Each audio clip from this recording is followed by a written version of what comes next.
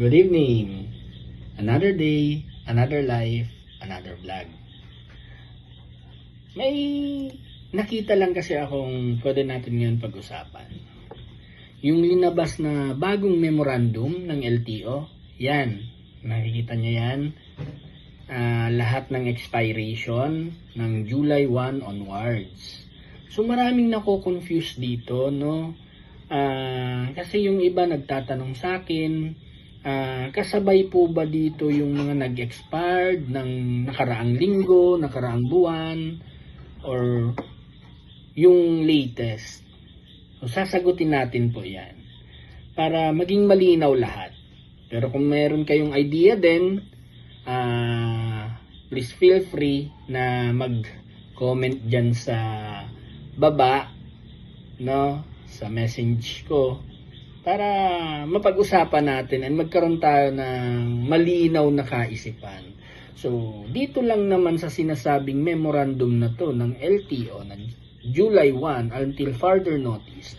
Ibig sabihin po, di ba natatandaan nyo or natatandaan natin nung nakaraan na buwan, merong April, May, June na extension na nag-expired ng 3 months na yun, extended siya, hindi siya hulihin, walang penalties, ang pag-renew para magkaroon tayo ng, kumbaga syempre, dumadaan tayo ngayon sa mga calamities and lalo na sa pagmahal ng mga gasolina. So, kino-consider din yon ng government natin. So, malaking tulong para makaipon tayo and makapag-renew tayo. Pero hindi ibig sabihin na wag na tayong renew, ha?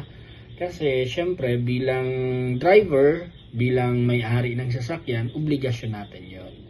So, na-extend po yon, di ba? Until July 31. Dapat ma-renew siya. Hanggang doon na lang yung nag-expired ng 3 months ng April, May, June. Just to clarify po, itong July 1 onwards na sinasabing bagong memorandum na dahil sa nagkaroon ng problem pa or inaayos yung system until further notice, ang pwede lang po nitong saklaw is yung magmula po expired ng ORCR, conduction stickers, license, start po or magmula nung July 1. Ibig sabihin po, July 1 onwards. Hindi na po kasabay yung nakaraang 3 buwan na nagkaroon ng palugit na sa LTO. So at least ngayon, ginagawa lang nating malinaw po to, ha. July 1 onwards na mga expired license and registration and conductions are allowed and walang magiging penalties kahit late ka mag-register until further notice. So, ibig sabihin po, kung nag-expired ka ng July 31, i-renew pa lang siya ngayong August, pero July 1 nakapasok ka, July 31 yung expiration or July 28, pasok ka po doon. Wala siyang penalty na gagawin or i-charge sa'yo sa LTO.